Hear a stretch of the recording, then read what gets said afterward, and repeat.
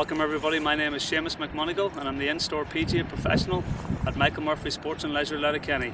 Today we're at Rossapena Golf Course and we're going to be looking at some bunker play.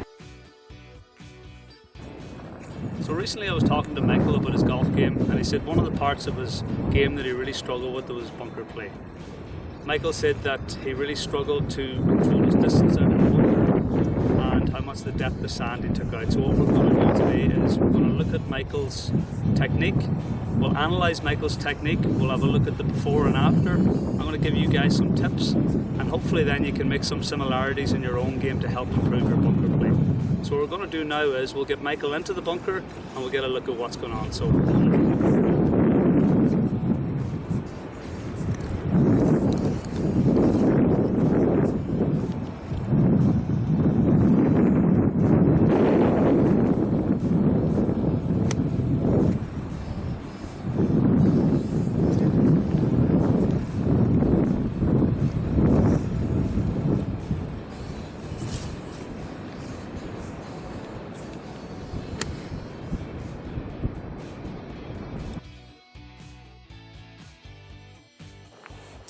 I had a look at Michael's technique there and you can see that Michael's got some really simple fundamental problems with the bunker.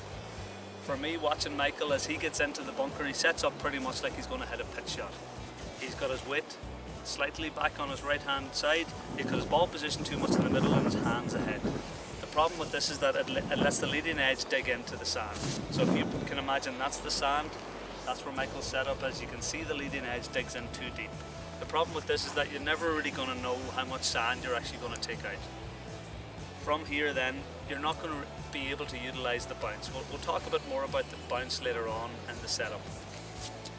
Another thing that Michael does is, because he's set a little bit too much further back, he gets a lot of movement in the shot. So he moves back too far and then moves through too far. And then every now and then Michael says he catches the ball and puts it over the green. So basically, it's all very inconsistent. So what I'm going to do now is I'm going to give you guys some tips how to get into a better setup position. We're going to look at Michael's before and after position later on in the lesson, and then hopefully you guys can make some similarities to maybe help with your own bunker action. So let's talk about a wedge first. So as I said earlier, you want to be able to use the bounce in the shot. So what is the bounce? So the bounce is, to keep it really simple on a wedge, is that the bounce is the back of the club and the bounce is lower than the leading edge. In a bunker, we want to have the face a little bit more open. So as you can see here now, the leading edge is a lot lower than, or the back of the club is a lot lower than the leading edge, and this has really activated the bounce, and this is what we want to hit the sand with. So you can see as it comes through, it bounces up, giving that energy of the sand then to lift it out and take it out of the bunker a lot more consistently, rather than the leading edge digging in. So let's get into the setup now. So the first thing we do is we open up the face and then we take our grip. So once we get that there now, we can get into the setup. So we get our feet nice and wide, a little bit wider than shoulder width apart, dig into the sand just a little bit, and we want to aim slightly left of the target. We don't want to aim too far left of the target. I'm not really a big fan of the way they used to talk about aiming left and cutting across in it. I like to get the energy of the sand going towards the target and the sand staying off on the club towards the target, not cutting across it.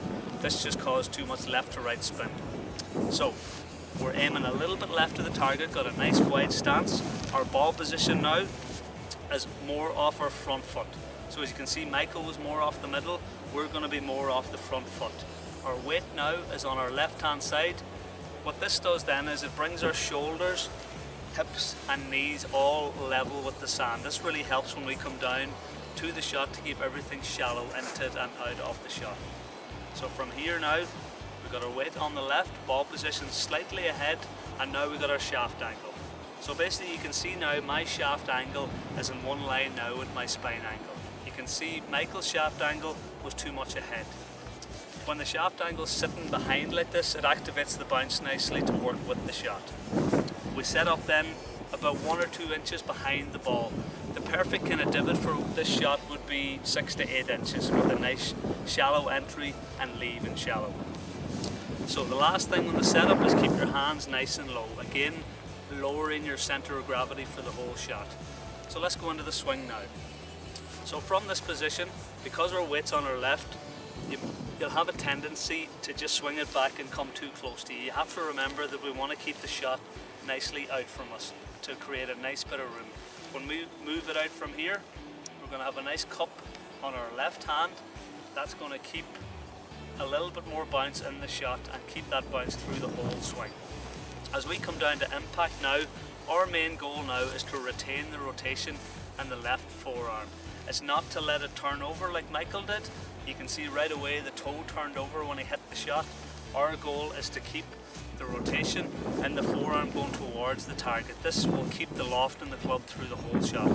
And the most important thing with this is that it keeps a continuation of the bounce and the leading edge all working together. So as you can see, as I start to play the shot now, you can see the bounce and the leading edge all working together, and you can see my forearm working towards the target. As you can see, it gets longer. You can see then a continuation of the bounce through the whole shot, and you can see here I'm staying nicely in the center through the whole swing. The kind of last thing you want to think of here is keep your feet nice and quiet. As you can see with Michael earlier, as he went to swing, as soon as he went forward, he came up, his foot came off the ground, and there was a lot of movement. So as you can see again, from here, you can even hear the sand. So the sand is a bit more, it should be a bit more of a thud sound. It's not really an explosion sound or a splash shot. It should be a nice compact thud sound out of the sand. That means you're coming in nice and shallow and leaving nice and shallow. So let's check out the action now.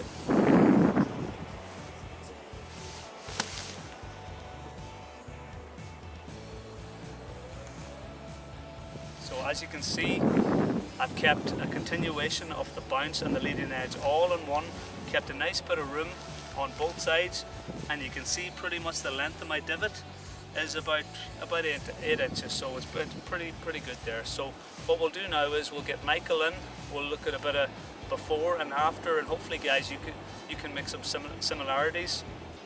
Okay, so let's get Michael back in the bunker now so we can see the difference in the before and after, and hopefully you guys can make some similarities in your own game to help with your own bunker play. So come on in now, Michael. So just get set up there now to the ball. Okay, so that's perfect now. So if you can see the difference now, you can see Michael's shaft angle is slightly behind and nice and neutral, same as his spine angle. His shoulders now, because his weight's on the left, is nice and level with the sand, with his knees and his hips.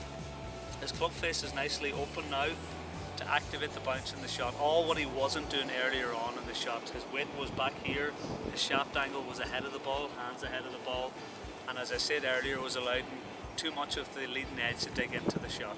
So you go ahead there now when you're ready, Michael. So just get ready for your shot.